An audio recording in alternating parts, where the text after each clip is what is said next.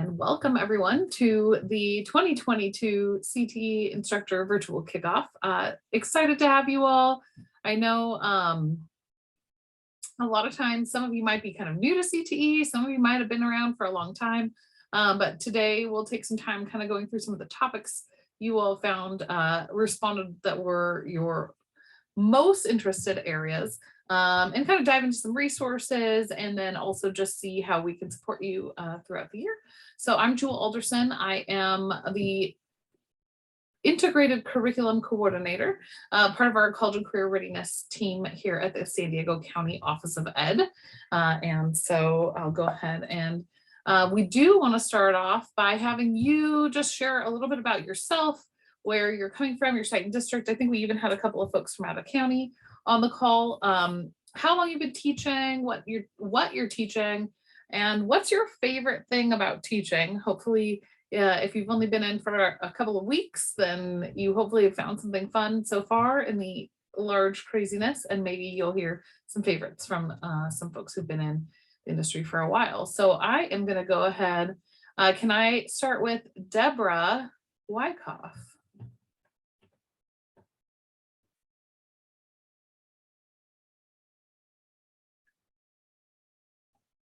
And you're muted. You can't unmute. If I click this button, does that help? Yeah, it does. Oh, okay. Yay, because I made it small and I couldn't find my all my tools and stuff. I haven't been on Zoom for a while. Yeah, I teach. What a glorious thing. We've kicked off a year and you haven't been in Zoom for a while. I know, it's fabulous. I teach at Aviera Oaks Middle School. I've been teaching video and film production for probably about 14 years. And I just started teaching game design a couple years ago, kind of putting in computer science as well as just the whole getting into what that's all about. We're discovering Unity and having a lot of fun. I've been teaching I just figured this out, like 31 years. I think it's probably time for me to retire, but I'm not ready yet. So here I am, and I love what I'm doing. I feel like what I'm doing every day is exciting. I'm learning, the kids are learning, and I think I'm preparing them for a future that we know nothing about, and it's great fun. All right. Well, it sounds like you are not ready to retire. Anytime someone's teaching new things on the regular, we need to keep you around. So thank you. How about Jenny Mason?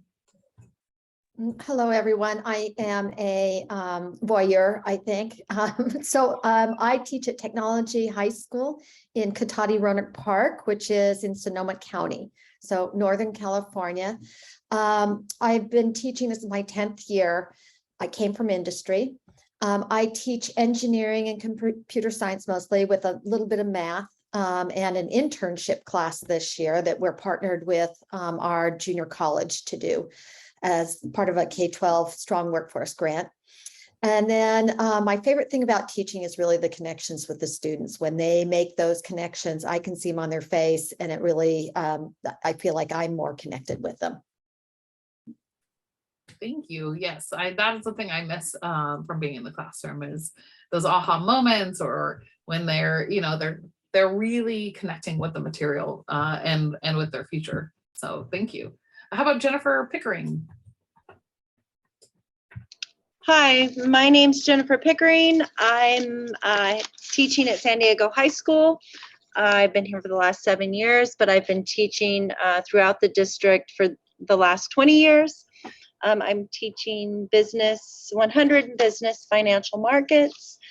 And my favorite thing about teaching, I think, is helping the students network with different members of our communities and taking them on field trips and really seeing them kind of expand their horizons. Love it. Yes, getting them outside of the everyday class is perfect. How about, I think I'm gonna guess where the break is in your name, Marty Napier? Yes, it is Marty Napier. Hi, I've been teaching here at Rancho Buena Vista High School through the Vista Unified School District in San Diego County. This is my 24th year. And I come from industry, I come from nursing. And I've been a nurse for nearly 40 years. But I teach patient care 1 and patient care 2, and we're articulated with Palomar College. And I love inspiring kids to help them decide what they're going to do in their future. Awesome, thank you. All right, and how about Wayne Lee? Okay, hi everyone.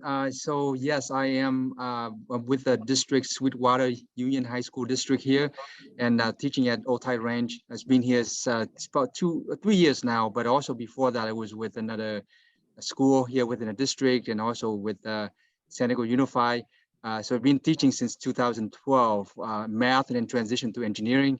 So currently I do digital electronics, robotics, and introduction to design. And before that, I was with industry, so doing some stuff with Space War. So I'm kind of connected with that. So kind of enjoy teaching this because I know the students get the benefits of being able to know the subject matter expert and connected to the workplace and knowing what's out there in the real world.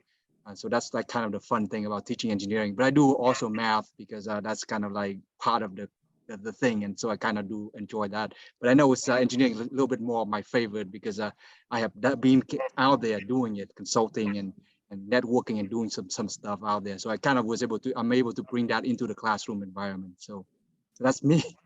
Perfect. Yeah, I know that feeling. I taught chemistry when I was in the classroom, mostly medical chemistry is part of our medical pathway. But I'd start off the year, this is a math class in disguise. You know, it's when we get to the applied nature of so many things that we do that we really see its benefit and value in the world. So thank you. Thanks. As part of the registration for this, I asked you just kind of a plethora of topics.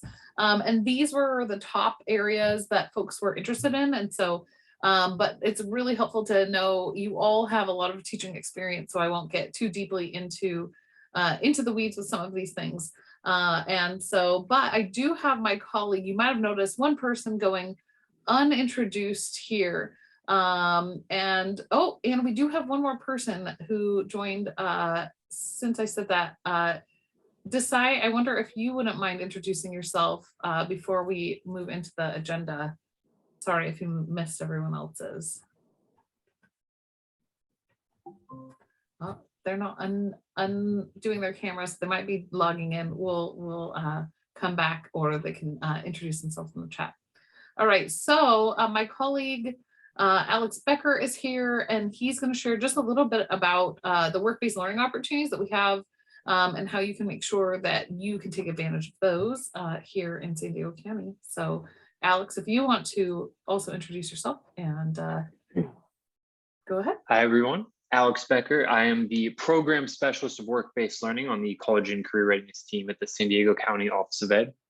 I'm not a credentialed teacher, but I will say my favorite thing, the times I do get to work in the classroom, my favorite thing is just, I love the high school students. They're my favorite. And they're just so funny. I love just going back and forth with them and learning about what they're interested in and their future career ideas and the expectations they have. And sometimes resetting those expectations, it always leads to some comedic moments. But yeah, I love their creativity and their energy. So looking forward to all the trainings we're going to do this school year. Anyway, Jewel asked me to come today because you guys expressed an interest in knowing more about work-based learning and ways to engage employers in the classroom. And so I just wanted to share with you a few simple resources that we offer. Jewel, can I share a screen? Well, while I'm getting that ready. So the first thing I wanted to offer you, and unfortunately, Jenny, this is just for San Diego County teachers, is you can join you can join our mailing list. So any San Diego educator, Deb, I was really excited to see you on the call. You're already on our mailing list ahead of the game. But for everyone else in San Diego, you can join our mailing list simply by emailing me. And Joel had my email up on the earlier slide. I'll drop it in the chat as well. But you email me, and then you get notifications of all of the events and activities that our employer partners are offering. this could be a whole bunch of different things. Just yesterday, I sent out a virtual field trip that Illumina is providing. So they just recorded this whole virtual field trip, and it's available to anyone for free. Today, I sent out a registration for our new our event coming up in November called Grow Your Way into a Career. It's like an agriculture, culinary, and business student event at Coastal Roots Farm. Tomorrow, I'm sending out something about the city of San Diego has a new internship program. So I'm just giving you a few ideas of what comes up on these mailing lists. So it's a great resource. We sent out about 120 things last school year. So things are coming out all the time. So your inbox will be flooded, but feel free to just delete it if that email is not of interest to you. And hopefully a bunch of things are relevant, and you find things that are that will be useful for your students in your class. Okay, so I just want to show you, taking to our website here, and again, I'll drop this link along with my email into the chat. But I just want to show you our work-based learning page, where we have some additional resources. So I mentioned to you already the mailing list. Feel free to join if you're from San Diego. We also maintain a database of all of our current activities. So anything that I send out to the mailing list, we also add to this current activities database. And so you can go and, let's say you missed something and you're like, shoot, I remember he sent something out. Where can I find that information? It'll always be on that list. Anything that's current or ongoing will be there. And even someone not from San Diego could access this. So maybe you want to get in on that free Illumina virtual field trip, Jenny, go right ahead. We can't stop you. No, we'd love for you to take advantage of it.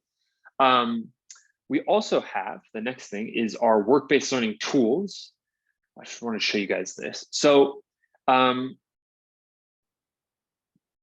the guidance around work-based learning is that students and really everyone, so educators as well, get the most out of an experience with an employer when it's bookended by a pre and post activity.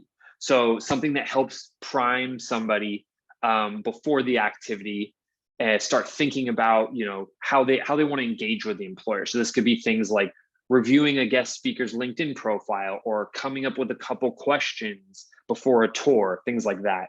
And then a post experience would be, reflecting on what about this employer's career really connected with me? What didn't I like about this person's career? So we have a whole list of preparation and reflection activities that you can feel free to use. We also have a student reflection form. I believe this was designed by Jewel, that students can do during an activity to keep them focused on the key information. So it has some things like what are the key skills that the guest speaker, for example, that the guest speaker touched upon that are most important to their career? What education was required to enter that career? Things like that. We also have resources for, well, I skipped one. If people are having trouble coming up with questions at a work-based learning activity, like you have a site tour and you're like, what should I ask this person? We have some simple lists of guiding questions for educators or students. We also have these checklists to help educators prepare for an activity. So let's say you have someone coming on your site, just a simple to-do list, like make sure that the person has parking, make sure that they know where to register, what classroom to go to, things like that. If you're going off-site, it would be items such as remembering to book transportation, getting a sub scheduled, getting student permission slips. Those are like the big three. And then last, but definitely not least, we also have some contract templates that were given to us by San Diego Unified. And what we did was we removed San Diego Unified's branding, and we left some spaces for these documents to be customized by any site or district. And so these are these are contract templates to be used for internships for school credit, for example. So they have the legal language. So definitely share these with your legal department if you use them, because maybe your district has something specific they want to include, but these are a great foundational starting point.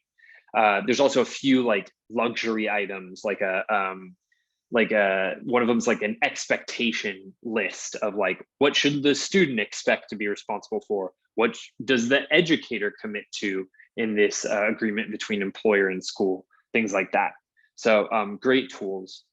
And then last but not least, well, I think I said that about the internship guidelines, but the real last but not least is we have some labor market data resources here. One from our Workforce Development Board and one from our Centers of Excellence, our Center of Excellence at our community colleges. So Jenny, you would have similar resources in Sonoma at your workforce board, as well as I'm sure you have a Center of Excellence up there. Okay, I will end with, we have, during COVID, sorry, any questions before I move on? Let me check the chat here. I saw a few chats come in. Oh, well, thank you, Jewel. Jewel dropped my email in the chat. All right, no questions. I'll keep going.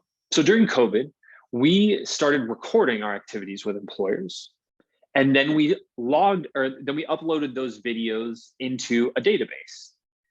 So if some of you are familiar with like Nepris or some of these other virtual work-based learning platforms, we wanted to create something similar to that. So, and this is again, free, usable for anyone.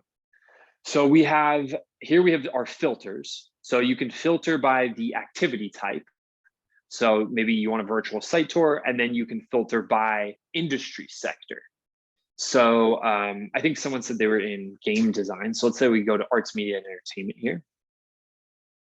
We could be in arts, media, and entertainment, or ICT. No, I'm forgetting. Nope, it's in ICT. But anyway, here is our offerings. Here are our offerings for arts, media, and entertainment. So you can see we have 4 guest speaker presentations from a variety of employers. And then we have a virtual site tour of a broadcast studio. And you can, we have business and finance here. We have a whole bunch of panels, a few guest speaker presentations. So again, these are just something for you to use, a resource that's really effective. I've noticed teachers like using it as like a plan B. Like, let's say you needed a work-based learning activity, someone canceled, they're like, oh, what am I gonna do? Or you could base an activity around it. So having students watch one of these and then complete a form, or maybe just having students explore on their own. So yeah, another resource for you. Oops. And we have a ton of resources on our website. So feel free to dig around, but I'll end it there for the sake of brevity. But yeah, feel free to contact me if you have any questions. Happy to talk employer engagement, work-based learning, and definitely join the mailing list by emailing me. And I will drop the link to our website in the chat. Thank you so much, Alex. One of the things you'll see is that the Alex's work-based learning team puts on events throughout the year that are student events that are really focused on different careers. And so we have one that's open right now,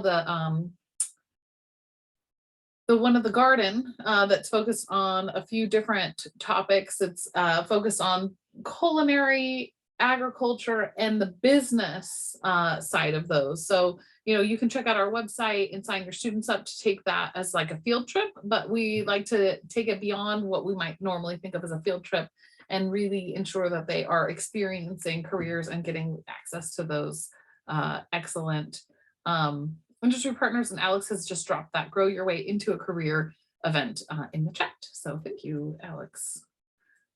Any questions around work-based learning? What are you all doing? How many of you have already this year had some kind of guest speaker or work-based learning experience? All right. Shout out to Jen Dubois. Who have you had in your classroom? Now I'm going to pick on you. Yeah, no, actually, so my, I teach child development and careers in education. And so my capstone child development students are headed to their work-based learning sites for real on Tuesday, which is, you know, having 18 of them going to 18 different internships for the rest of the year. It's a little bit crazy right now. Don't look at my grade books because there's nothing in them. But today we went to Oceanside School District at our alternative high school has early childcare center for the children, infants and toddler aged children of teen parents. And right now they don't have very many students. So we were able to go visit and deeply explore an infant and toddler center with nobody watching us and not having to feel like we need to engage with children. So it was our setup for getting to go for real on Tuesday. Perfect. Mm-hmm. All right. Yeah. And it can vary in so many different ways. And Alex, I actually pulled some of your slides from something else that you've done. Let me put this up. And so as you think about the scope of your class, what you want to do is make sure that you're not only thinking about, so we know work-based learning is all kinds of industry, but not just thinking about that career awareness piece, but as your course progresses, you know, your first year, you're getting into, you have guest speakers, you might go out to career fairs, but as your students go on, when they get that capstone class, how exciting is it that you're already sending them out to many different classes? And so what we want to do is really think about that journey our student takes so that they have higher level of expertise that they are interacting with, and that's what required of them so that they can apply their skills through the course of their pathway. So just thinking about your plan for the year is a helpful piece of that puzzle. So, all right, well, thanks, Alex. He can go on. He's got a little one that probably absorbs most of this time. So appreciate you coming to this today. Of course, and look forward to seeing you all this school year. Excellent. Bye, guys. All right. So this is an interesting question. What is high quality CTE? Because it not only is part of how we grow, but it's also how we're funded. And so right now, your leadership in your district, whether you know it or not, hopefully you kind of have an idea, but they're in the midst of writing for 2 of the major grants to fund everything that you do. And those grants are based on what we call the 11 elements of a high quality pathway. You'll also hear about the 12 elements because they've shifted, but there's a whole to do about how the legislation behind the funding says the 11 elements. So we stick with that until the legislation's updated. One thing to know, since a lot of you have been in this a long time, you're probably connected with your CTE director. If you want anything expensive, tell them right now. They are all writing those big grants, the CTE incentive grant, which is due on the 30th, and the K-12 Strong Workforce Program grant, which is due October 14th. And so right now they're making up, they have to go through a self-study that goes through all of these 11 elements, and they have to talk about how the district is hitting each one of these. And then they're making up what it is they think you will need in order to target these different areas of growth. And so if there's something you actually really want, now's the time to ask for it, because that grant window only opens up once each year for each grant. But also, as you're thinking about your class, unlike the core academics, where we kind of have the one standard set that we're focused on, in CTE, we're thinking not just about the content that we're teaching, but the bigger picture of how our students interact beyond the content. And so this is just an overarching list that's helpful for you to know. And I also just wanted to put that word out there about understanding, has anyone ever had that call at the end of the year where your district's like, we have too much money, you have to spend it now, what do you want? I know that when I was in the classroom, I was a chemistry teacher, I did not get that call. We do not have the kind of money that CTE has. And so those of you who have taught other subjects know how that works. But the better plan is to be really thoughtful in the way that we apply for and spend for our grants. And so it's helpful to kind of know some of the things that they're having to evaluate. And so a lot of times, this could be everything from part of your actual pay that you're getting. It could be the equipment that you have. They're funded by for all that transportation. So if you're really, wow, I only get one bus a year, I'd love to have more. It could be an opportunity to ask for that kind of funding. But when we're thinking about our growth, a few of the things you all asked for, which was around like curriculum instruction, we'll talk a little bit about project-based learning. We talked a little bit about that career exploration and industry partnerships, but be thoughtful about your class. And the 11 elements is kind of the guiding document that a lot of times we come back to in CTE. Alex gave you a little tour of part of our website, but instead of just putting a bunch of resources into the slides, I wanted to share with you our website so that you can find your way back to these resources easily.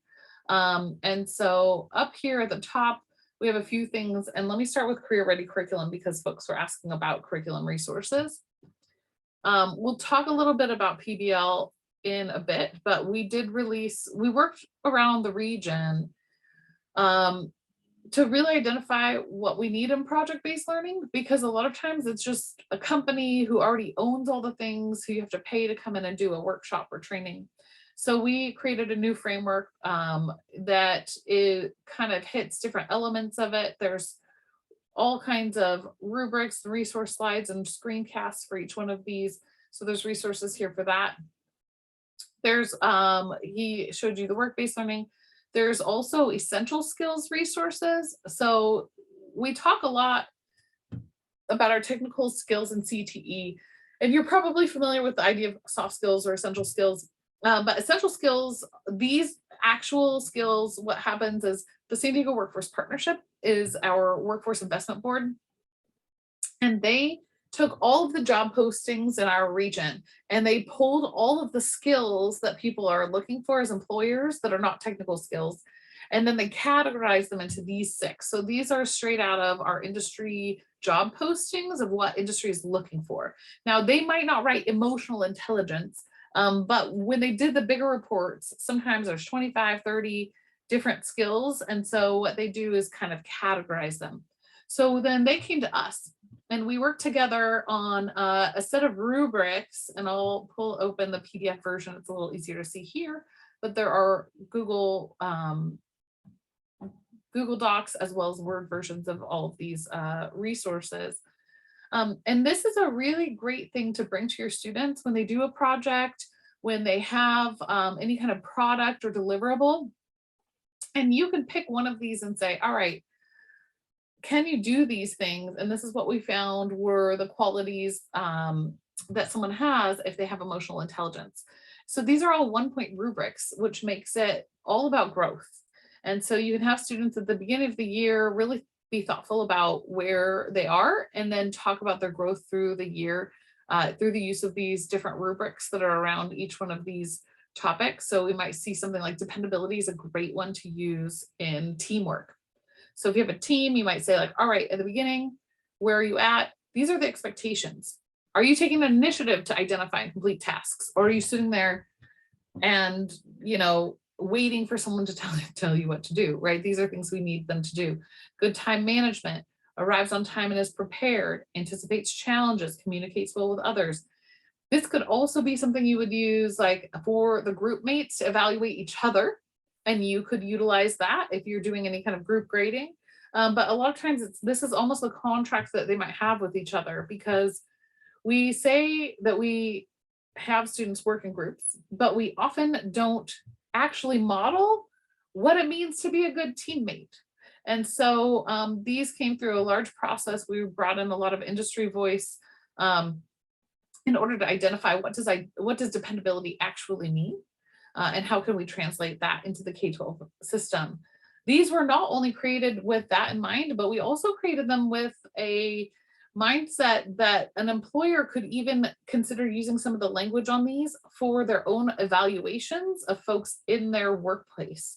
So this also makes it great for an internship where you might do these evaluations at the beginning of an internship and then at the end look at growth. And so those of you, I heard a few people who are in the internship space, these are great. And they're also just a great talking point for a mentor at an internship or in any other organization to talk about what does it mean to be resourceful? What does it mean to be, to collaborate in the workplace? And how do you grow as a person in that? Sometimes it's hard to evaluate our students in these things. And so what we did is we put together, there's an implementation guide that tells you all kinds of ideas on how you might use it. But we put together this student reflection that you can assign to any student in the work that they're doing, that actually, and it'll force a copy, it will actually have them pick one essential skill, evaluate themselves, so an area of focus, and then talk about in what ways does your product or portfolio piece showcase your growth in this essential skill. Which criteria do you feel the strongest in, and where are your goals for future growth? And so this is one way to actively incorporate essential skills into your class, and use this tool as an assignment at the end where you're not actually grading whether they're a collaborator at whatever level. We all know lots of adults who don't know how to collaborate, but that we are intentionally giving our students opportunities to self-evaluate and identify areas of growth. I'm curious if some of you are teaching the essential skills in some way or another, and what you might use to implement some teaching around these. I don't want to just talk at you the whole time. So since we've got some folks who've been around, I'm curious, and it may not actually be these ones, but a lot of times in CTE, we have folks who have spent time incorporating the essential skills into their class.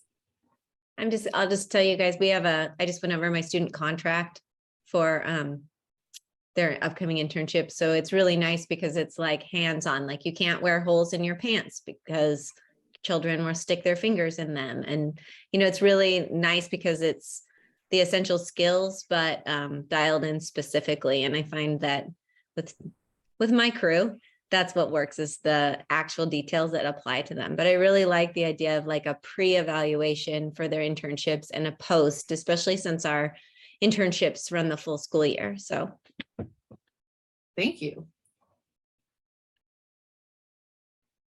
Marty, I see you're unmuted as well. Did you have anything to add? Yeah, I kind of do the same thing. I have a medical club, and a lot of our club is leadership, and learning about what it means to be dependable, reliable, trustworthy, all those types of things, and what it looks like to be a true leader. Great. I think that's bringing in the club component as well. A lot of times that might also look like a CTSO if you're running a career technical student organization. Those opportunities for leadership, they're part of those 11 elements of a high quality pathway, because we want our students to graduate, not just, while they're going to enter into the workplace in an entry level position for the most part. We want them to advocate for themselves, contribute wherever they go. And if we don't let them do that in our classes, then they don't know how to do that in the workplace. So that's a great connection that is being made there. All right, so as we look around the website as well, our main Career Ready curriculum page has some of my favorite resources on it here. And so one thing I think you probably, since you've all been around a while, where your model curriculum standards are. But just a reminder, a lot of times those essential skills also live in the standards for career ready practice and in the anchor standards. And sometimes, we kind of get bogged down in what we did every year in the past, but I do encourage you to kind of revisit your standards every so often, click into there and say, all right, and just so you know, some of the standards are changing. Arts, media, entertainment is already in a draft of a brand new set of state standards. And so the hope from the Department of Ed is that they will, over the next few years, be developing standards across all of our sectors that are industry influenced and updated for current times. So as fun as it is that we have our curriculum, we know in CTE it has to continually change. So if we look at at the standards, just a reminder that when you go into the standards for your sector, your classes in a single pathway should all live in one standards area. A lot of people don't realize that the way CTE pathways are, they should be a sequence of courses that are all within one pathway. And so, for instance, in engineering and architecture sector, there are 4 different pathways. And if you were teaching, let's say, the engineering design pathway, you'd kind of scroll down for a second. And you see here, oops, in the table of contents, that engineering design are the C standards. So you'll want to teach the standards for career practice, the anchor standards, as well as all of the standards that are under your pathway of engineering design, or the C standards. So as you're navigating, if you haven't spent time in your standards recently, it's really helpful to kind of go back through, think about all of these opening standards, which the standards for career ready practice. We can remember that even though we're really technical in it, we want to make sure they're still applying the technical skills and academic knowledge, that they're communicating clearly, effectively, with reason, that communication piece, that is our standard. So when you're having them present, when they're having them share out their data, when you're having them create a website that produces content, right? Those are all, even though we might not seem like we have those like listening and speaking standards that we see in ELA, we are still responsible to make sure our students graduate communicating clearly, effectively, and within not within reason, with reason, and those kinds of things. So career planning is a really important part of what we do, and I'll kind of give you some tips. I just was in a meeting with one of our districts, and they've created some really great documentation that's part of like what a student will take at their class and where they might go from there. And so as you're thinking about what you teach, it's these standards for career ready practice. And then you'll get into the sector description, and then you get to the anchor standards. The anchor standards are kind of like the translation of those standards for career ready practice into this sector. And so you get into that idea, like we just said, communications, right? Here are some really specific communications that engineering and architecture does want you to teach. So as you're working on your class, as you're thinking about how you're revising, or as you're turning in some kind of document that says what standards you're covering, don't forget these standards for career ready practice hanging out there at the beginning. All right, some great resources. Now, we've all probably heard of CTE Online, and what you might not know is that California Educators Together is the new place where all of our old CTE Online content lives. So CTE Online, if you go to see, this is what will happen if you put in CTE Online, it'll actually go to the CTE Gateway, which helps you to transfer your account over into California Educators Together. But what happened, which is awesome, is the rest of California was like, what is this magical place that CTE people have access to? There's so much great curriculum and so many amazing resources in here. We want it too. And so the state actually created a broader opportunity for a open access curriculum portal for California called California Educators Together. So again, you're going to find those same resources that we always saw. And I don't know, let me just see if this, yes. Where you can access, you know, if you put in that, let's say, any sector, so you can go through and pick different sectors. So if I go to curriculum, there are all of these different pieces, but the cool thing is because we were the reason they did this, you'll see English has 31 lesson plans. CTE has 4,600 plus lesson plans. And so this is where all of those fun things are still housed that you hopefully have seen before. And if you haven't seen before, welcome, because there are some really incredible opportunities here. And then you can go over on the side under subjects, under CTE, if you click the little line, then industry sectors, then you can actually get in and say, oh, I actually teach business and finance.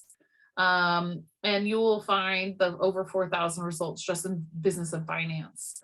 Oh, let's make sure the industry sectors is clicked and if that does it. Yep. And so they see that there's a connection to business and all of these different lessons. And so this is another opportunity for you to find some great resources for your students and for your class. My other favorite, and then we can do some other things, is UCCI.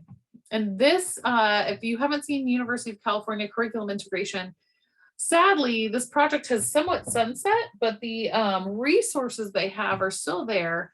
And so what you can do is browse their courses.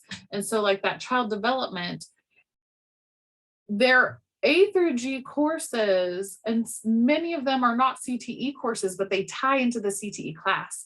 So here's Contemporary Issues in Education, an English 11 course for future educators. So, you know, Jen up there in Oceanside, as you're working with your English, you know, collaborators, this is a great resource where they can go through and just steal ideas that they might want to use in their class, because it has actual key assignments, Socratic seminar here, an essay, achievement class, gap, analytical report. So these are already, you know, ready to go. So either your collaborator could use them, or you might find that these are great resources for your class. So if you particularly are in a school where you're trying to collaborate with other teachers, these are really helpful for them to see the vision of how they can take their course and turn it into a CTE course. So if I organize this, I can also organize it a little bit differently. I have it like, it's like too big, so it's not coming up as easily. But let's say I want to do, I could look at engineering and architecture. As I scroll through, there's a bunch of engineering geometry, engineering America, US history, and engineering and architectural design.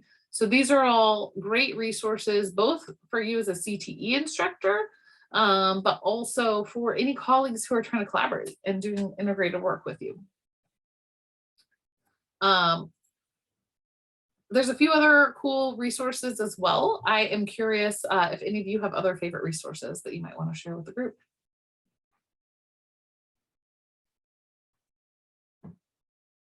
Curriculum resources, and some of your favorites are probably subject specific. So one thing by sector, back in the early COVID days, I had these big like group sessions that were collaboration sessions across all industry sectors, and people just put cool resources into specific areas. So like if I go in and click on see information communication technologies, there's this document that's crowdsourced, so teachers could just add things. Different teachers got together and built out resources by course. And then as you scroll through, see, this is before CTE Online switched over. So just so you know, these are, some of them are a little bit, have older things as well.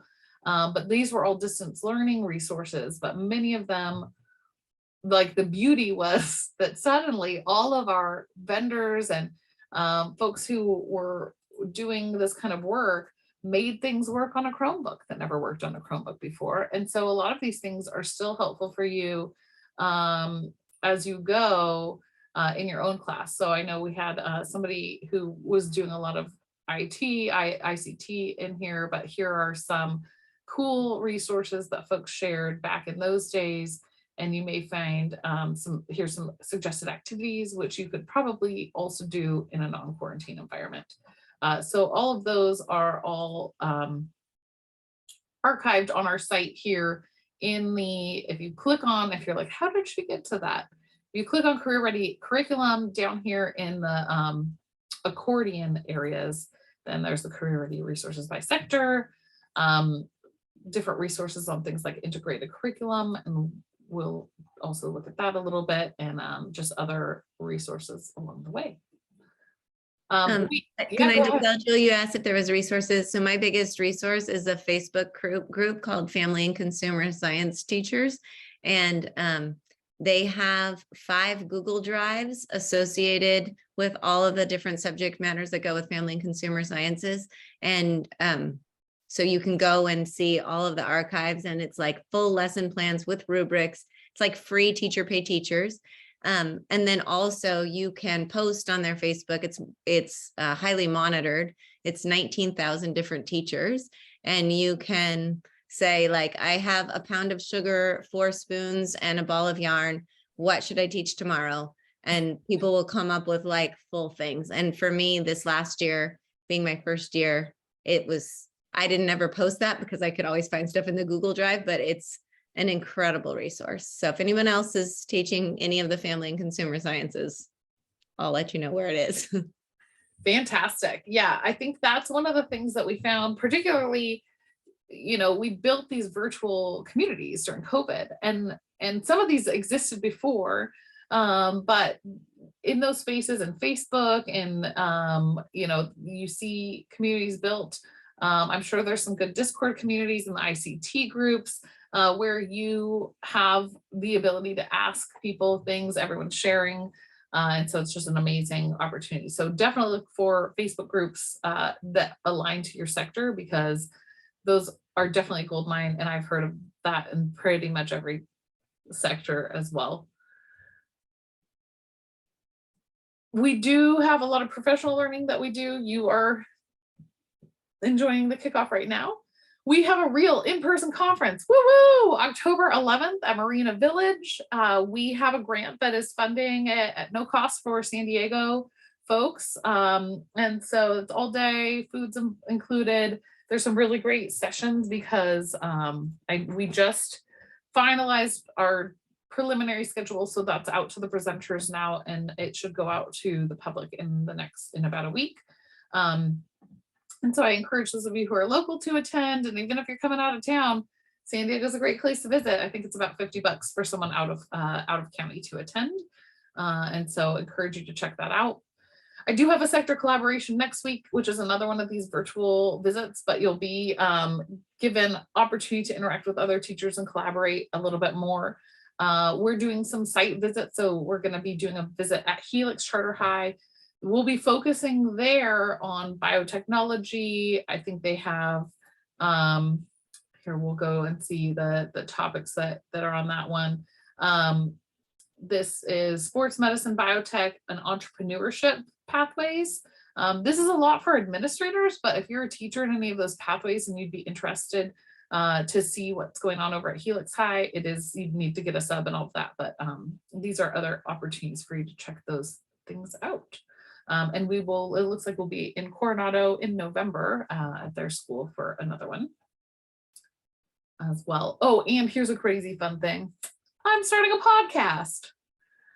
It'll only be about 10 to 20 minutes each episode, where I interview somebody out in the CTE world here. So I did some interviews out in Grossmont High School District around project-based learning and some of the work that they're doing. Tomorrow, I have an interview with Sarah Burns from the San Diego Workforce Partnership planned. And so I'm building up some, we're getting them edited, and that should launch next month. And there'll be something that comes out about every other week, and just short enough you can listen to it on your way into work or on your prep, and trying to be, sneak in some professional learning, because we know it's really hard for you to take an hour and a half like this after school. But to try a new angle when it comes to professional learning. And definitely next week's in-person kickoff at this point only has 3 people signed up. So we'll probably end up canceling it because it's really tough to get out of the classroom right now. And we see that. And so we're looking for ways. And if you have suggestions on how we can better provide support for all of you who are doing amazing work in the classroom, we are all ears.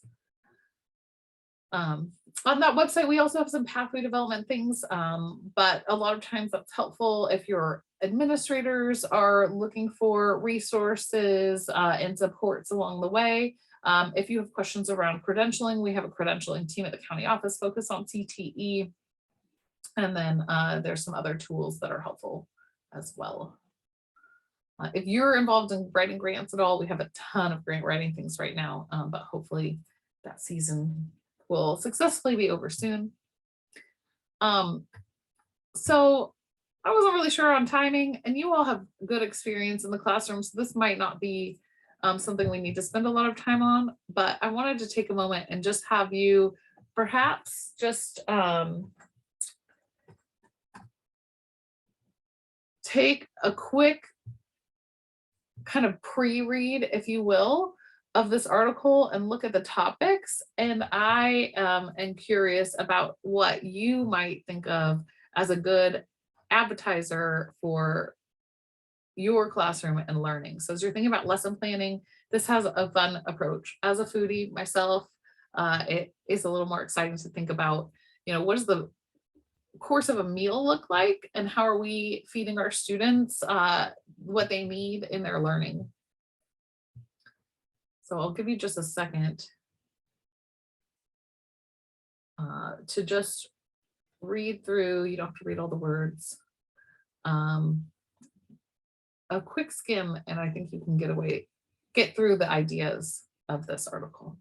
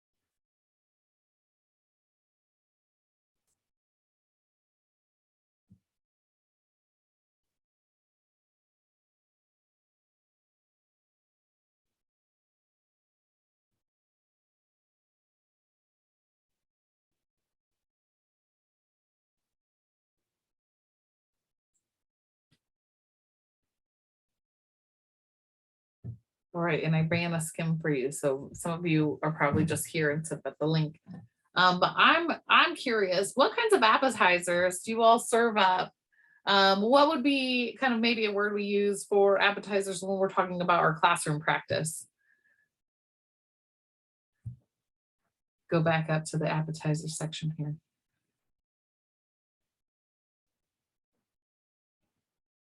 All right, here's a new day of learning. Appetizer.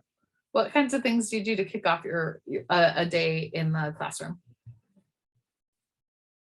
I typically go with like a warm-up activity kind of things to get started and launch into the lesson.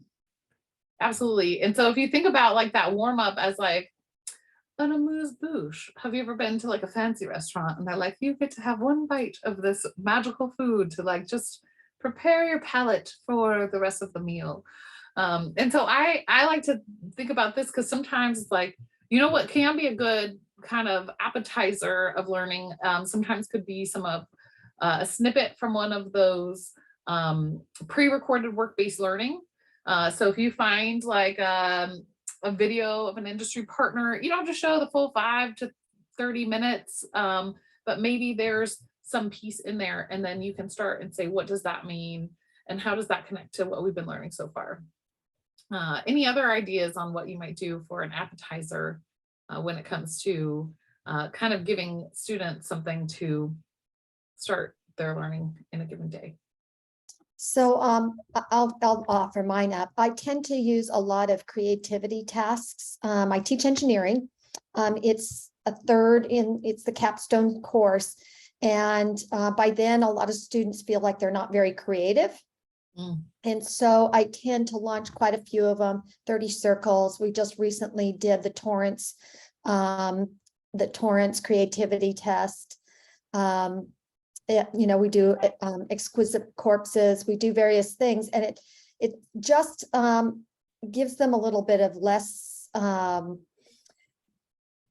I guess, frustration, as particularly if there's something where it's, you know, they might be actually taking notes on something for that day, and it gives a kind of a break from from it. So I do those, and sometimes they relate and sometimes they don't. If it's 5 minutes, I feel like I can give 5 minutes to something that just, is sort of like fun and interactive. I love that. We talk a lot about inquiry in project-based learning, but we don't necessarily go, we should have inquiry every day. And so when you're thinking about that appetizer that makes you, you salivate for more, like how do we give our students opportunities to kick it off, maybe with things that are open-ended, that don't have an answer. Maybe it's some kind of case study from industry. If I was teaching like a CSI class or some kind of something in public services, it could be interesting to go like, all right, let's start with today's most wanted. And you start going like, well, this is something that even experts couldn't solve. And so how can we think differently about these things? And then you go, but there is no answer. Wait a minute, this is school. There's always an answer. When we leave school, there is often no answer.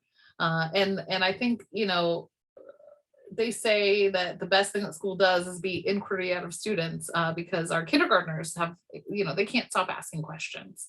But we get to a point where we're the only ones asking questions, and that's a problem. And so one fun activity you could also do, I've done this in just work related pieces. It's called question storming, where you take a topic and no one's allowed to give any answers.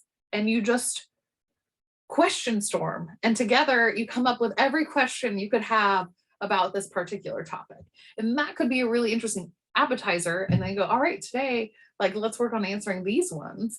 But now we have a question bank to work from. And by the end of this unit, hopefully we've answered them all. So instead of us asking the questions, how do you give students that inquiry stance where they're the ones answering the question?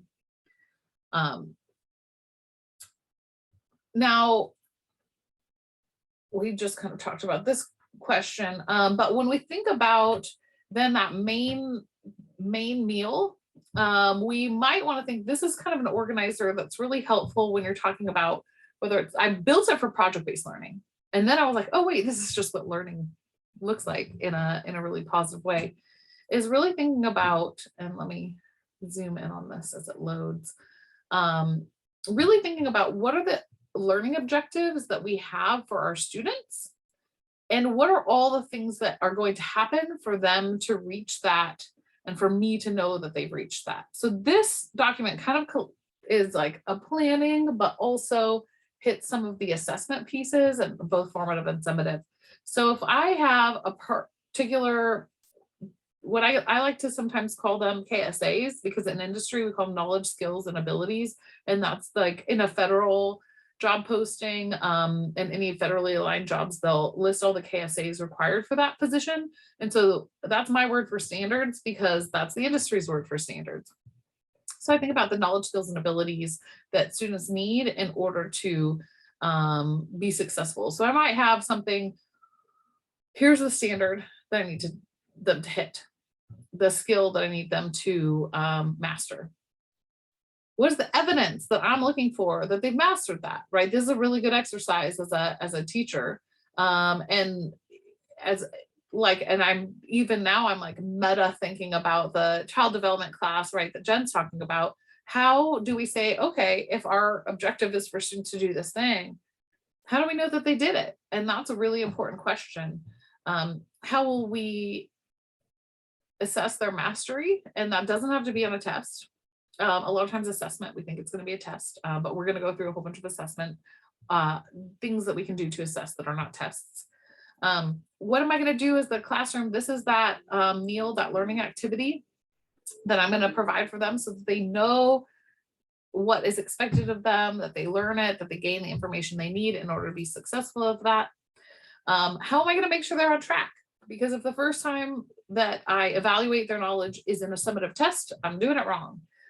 It could be as simple as just eliciting answers verbally, using like equity sticks, right? Like a popsicle stick with all the kids' name on it, so that the same kid's not always getting called on. That was one of my favorite things happened. I'm pulling out my little sticks. I had 6 for every class. I pull them. I hear a kid in the front row whisper to his friend in Spanish, like, oh, I took my stick out of that cup. She's never had to call on me. And I know enough Spanish that in Spanish, I'm like, oh, there's not a stick with your name on it. I grab a new stick, write his name on it, and wait, you speak Spanish? I'm like, por supuesto hablo español. ¿Por qué no? You know, and then they're like, we can't get away with it. But it's helpful to make sure that kids don't go uncalled on in your class. One of the most powerful things that I ever did as a teacher is shadow a student for a day. And my job was to mark down how often they were asked to speak and how often they just spoke, like academic interaction, talking because it's part of the class versus talking with their friends or other things. This kid was asked to speak like 3 times in the course of an entire school day. That's it. And he sat for like the whole day, very little interaction. And so if you think about your class and how interactive your students are and how often you ask them to talk and how often you elicit a response from them, and then multiply that by the number of periods in your day, imagine that kid's existence. And no wonder they get really bored in school. And so it's really important to have ways to engage your students regularly, not have anyone kind of slide under the radar, and then also use that formative assessment to go like, okay, if random kid I called on can't answer the question, then maybe I need to teach it differently or spend more time on that. And then this is an opportunity to think about strategies for all learners as well. So that's a little organizer you can use as you're planning yours. But when we talk about that dessert tray, I want you to think differently and really think about some of the assessments that you could give them that are not a test.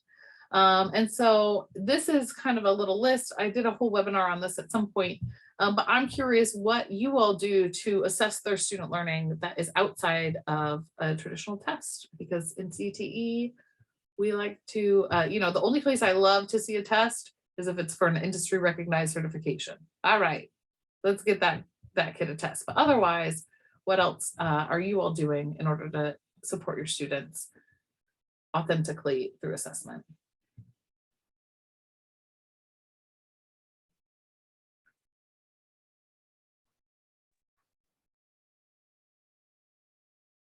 All right, I see it in the chat, self-evaluations and reflections. I think that's great.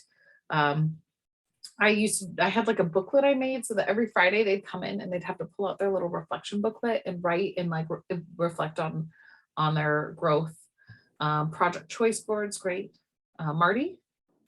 Oh, I was going to put down in there, we do like lots of projects and they present to the class. And so over a chapter so that they're not all learning something, they become like the key experts in that field and they kind of own it a little bit more. Nice. Yeah, I think anytime that they are asked to be the experts and they build that ownership, it's a huge way for them. It's a more authentic audience. And right, when we talk about project-based learning, we talk about authentic audiences, but we should have that in mind no matter what they're doing in our classes. If you're the only one to see their work, then they're only making it for you for that grade. What's the point, right? And the point could be the grade now and then, but the more we can get it in front of others, have the audience, be industry professionals, their peers, their parents, and there's a whole concept that's hierarchy of audience. And the higher they are in that hierarchy, the more authentic of work our students will do. And so that starts with me as the teacher being like the least effective audience, the teacher of the peers, the teachers, the peers, and the parents. And then we get out into like community members for whom this work makes a specific impact. That's right up at the top. Or finally, it's the ability for the work itself to have an impact on the community. So those kinds of concepts as they think about it. But one thing that's kind of a simple, I want to say it's simple, but it's so not simple, is portfolios. By having your students have a portfolio, they can actually highlight all of the things that they do. And if you then usually while they're in your space, it may need to be in a place that is not publicly accessible, but teaching them how to create a portfolio that is publicly accessible helps them then take their learning forward with them. uniquely in CTE, our students should be able to, in a job interview, actually talk about the amazing work they're doing in your class. And it should be meaningful enough that those employers want to hire them, right? If a student goes into an interview and goes like, oh, well, yeah, in high school, I did X, Y, and Z. It doesn't always come across as strongly unless we've taught that student how to talk about the project itself. So they can say, oh, I've previously done a project where we were able to, create a video that was able to teach the community something about a particular topic, right? Maybe it's about monkeypox, right? That's in the news now. And maybe in a medical pathway, you want to have them create information that is well-researched. And maybe you even work with your Health and Human Services agency nearby to create a flyer that they could use to give out to new patients, just, oh, be aware of monkeypox. Here's what to know. Here's where you shouldn't be afraid. Here's the high risk groups that should probably consider a vaccination, right? And so when we start to really think about those as assessment opportunities, it really changes assessment from being this scary thing that happens at the end of learning to being an exciting thing that showcases their knowledge and capabilities. Project-based learning, everybody was very excited about hearing about PBL. Like I said, we have created a new project-based learning framework, and I'm going to skip this video. Project-based. Skip. And so what we saw too, a lot of times projects end up being like a dessert. And so this little diagram, it's like this idea that at the end of learning, instead of giving you a test, I'll give you a project. And oftentimes I, as the teacher, will tell you what your project will be on, or you can choose from the small list of things, and everybody has to have these specific items as part of it. You might have, it might be your, just in place of a summative assessment. And here's the problem. A lot of times when we talk about plain old projects, they could be skipped and it wouldn't affect learning. So what you want is what we call main course project-based learning. It's full of rigor and relevance. It gives students opportunities to develop their skills. They're applying their learning as they learn it. And so you might, you might have a big project where they're building some kind of business plan. And every week you're teaching something, another component that goes into a business plan. So first it's like, what kinds of businesses are there? And then they pick what kind of business they are going to make.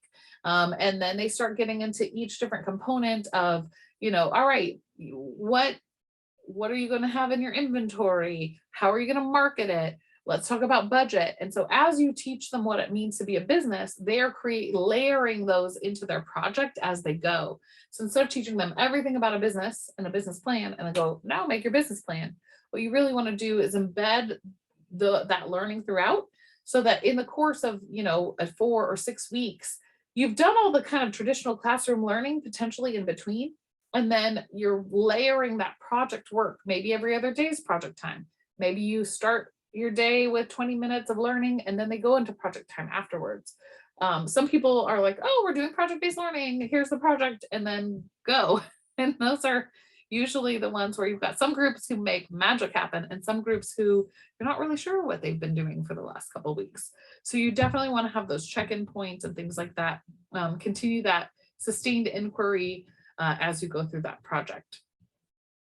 So we have this framework that hits on all of these different components of project-based learning.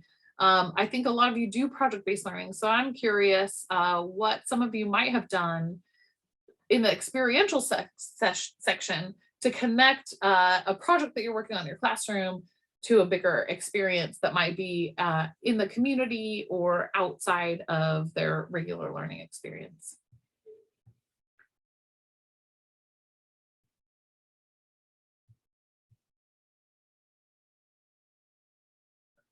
So a lot of times we don't really, like, projects can get really exciting. We might have a big launch and then it's like, do project work, and then there's a big bang at the end. But how do you build in experiences to build a project along the way?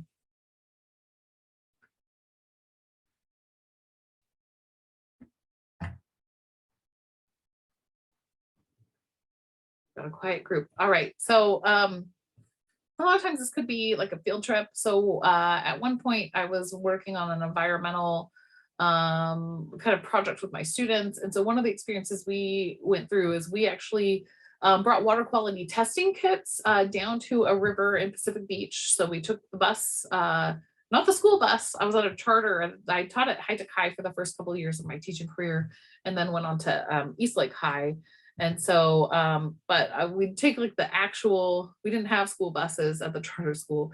So we just take the city bus wherever we were going. So pack up a bunch of high school students onto buses, all of our equipment. We go down to Pacific Beach and we go down to the water and we do water quality testing. And what we did is we did it twice, once before a rain and once after a rain, so that we could test the difference that the runoff from land makes in the water quality test in this way. So that was a fun experience. And then they ended up doing some different projects around environment. Actually, for that bigger project, we did different, what was it? We did a film festival and they had to create mini films on different forms of alternative energy. And so we were looking at sustainability overall as a project for that.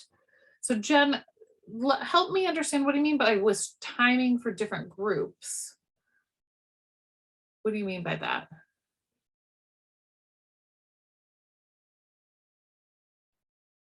I just feel like I always have one group that's like 2 days behind and I need to move on or do a gallery walk or share out presentations and they're not there.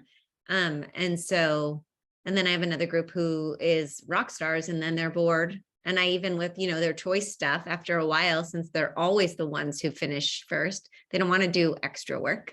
So it's just, I think it's an ongoing thing, just being new to secondary, because in elementary, it's a little different.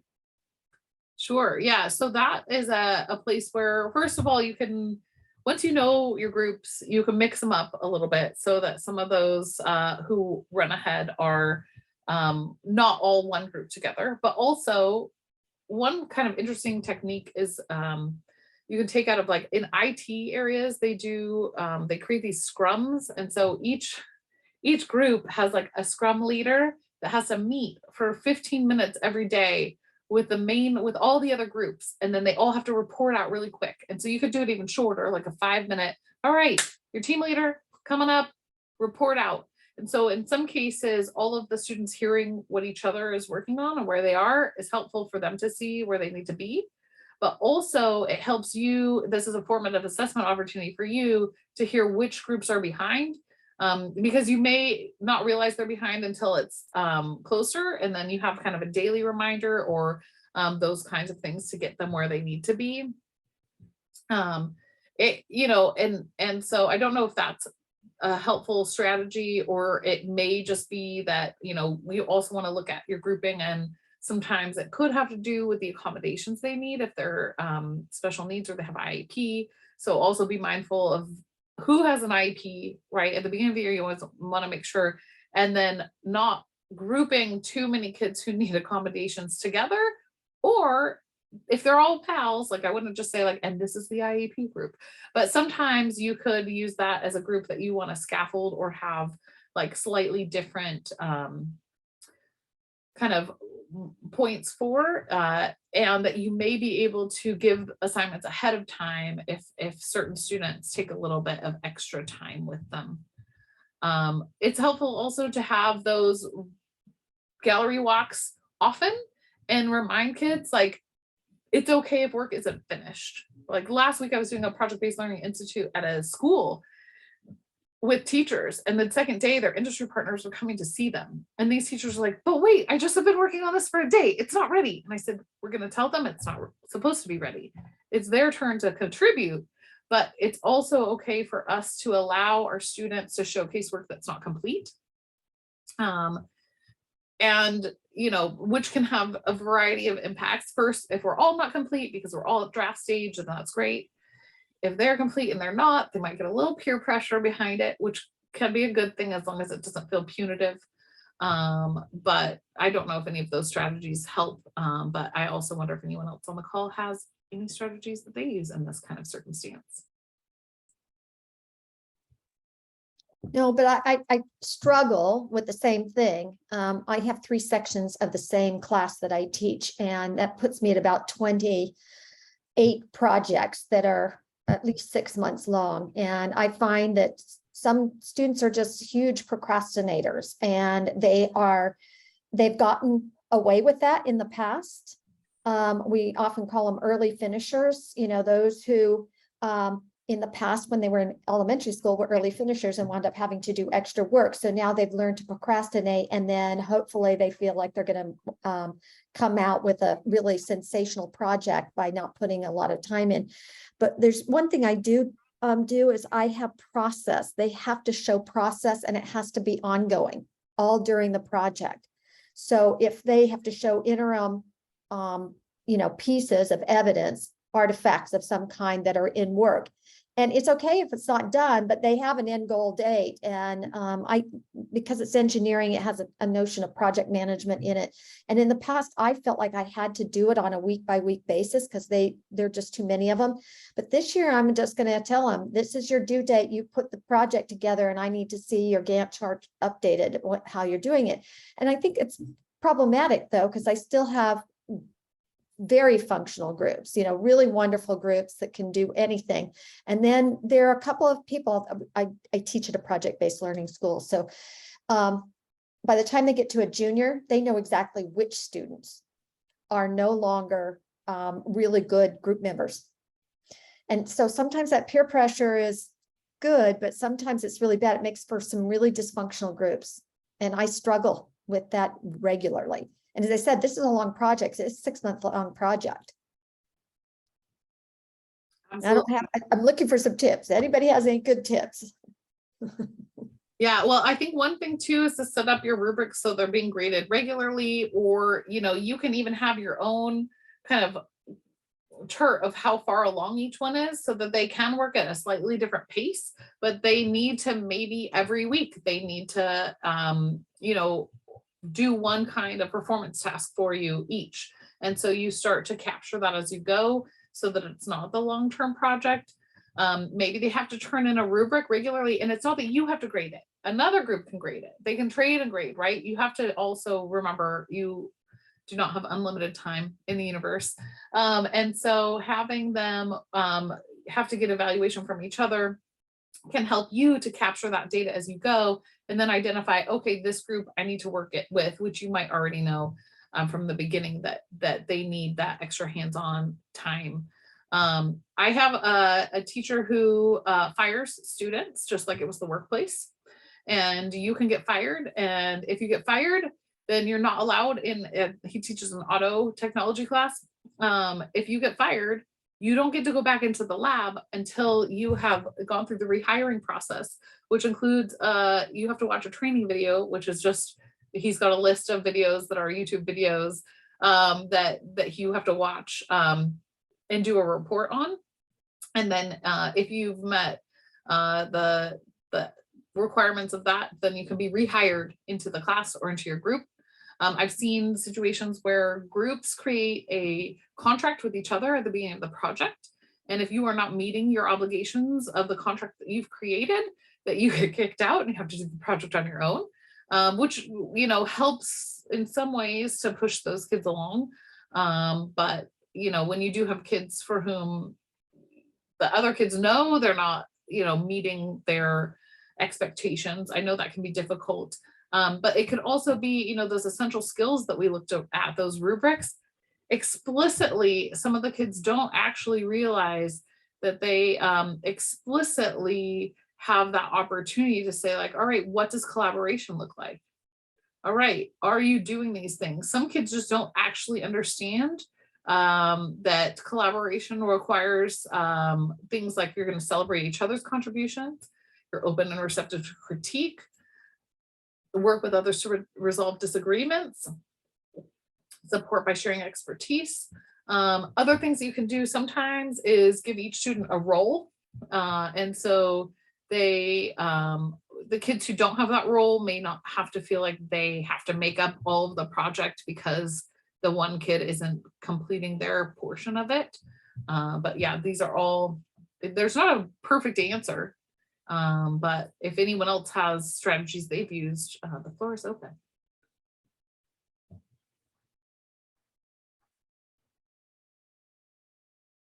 Sometimes it's just good to know other people are struggling with the same thing and you're not alone.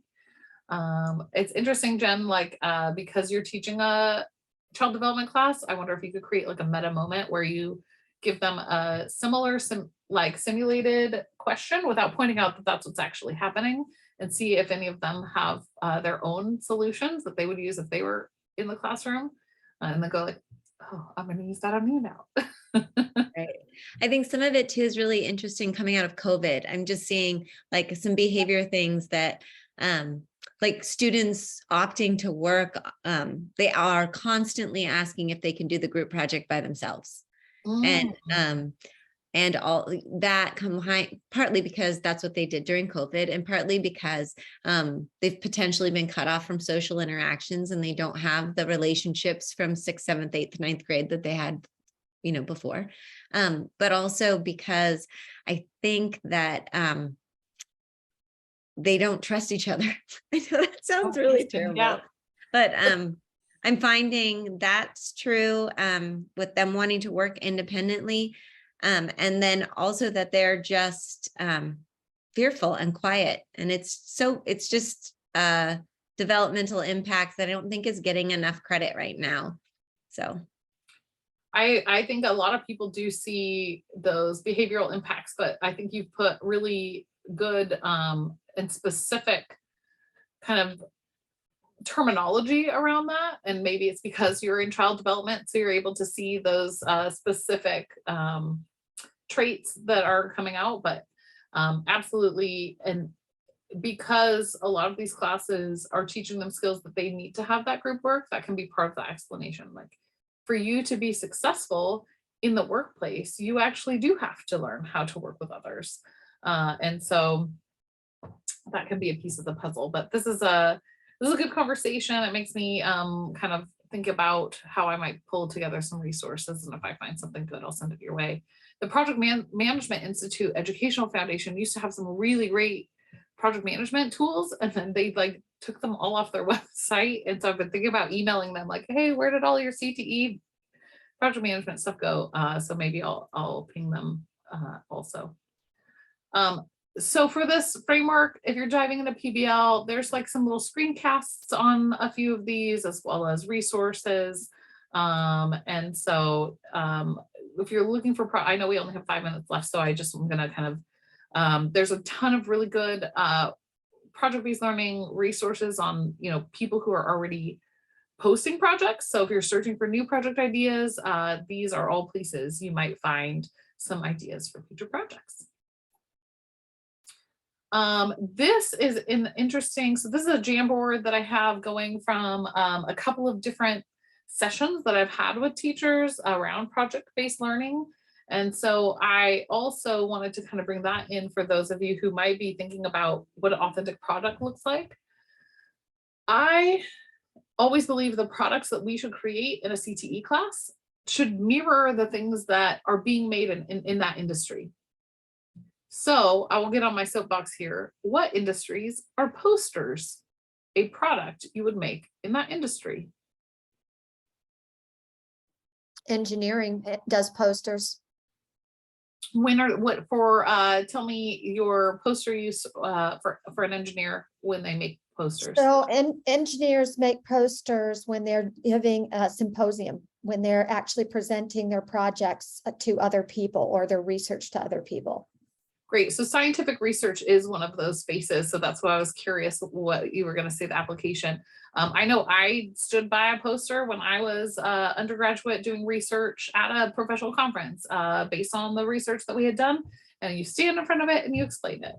What other industry do we see posters as a common product that we would definitely see?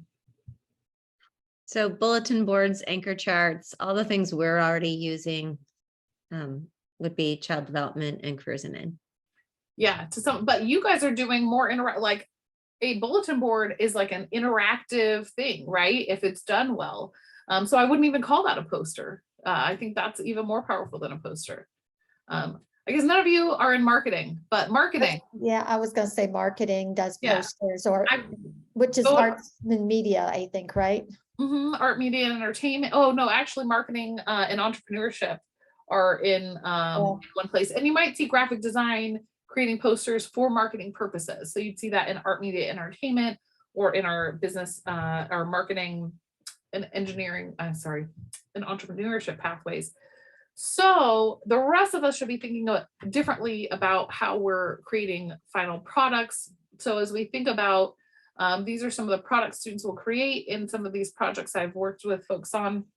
And here's some interesting audiences that they were thinking about using for those products. So just kind of giving you a little insight into what some other folks have done and are doing. And that Jamboard link is here in this. And as you're thinking about deliverables, here's just a list of some of the deliverables that kind of align with those assessments, because a deliverable is an opportunity for assessment.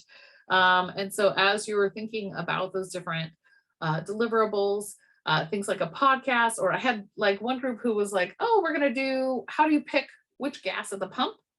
And they just we're going to make a poster. As you can see, my favorite thing.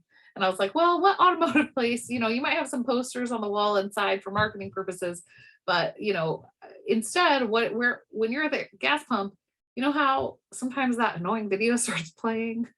I was like, what if you made a PSA at the gas pump that could play, or that you could do a little QR code and people could scan it, like what gas should I pick?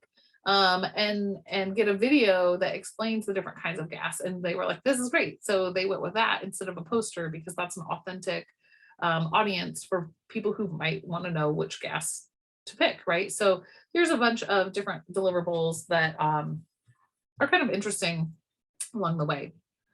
I'm going to skip that one. The last thing a lot of people asked about was marketing and recruitment strategies.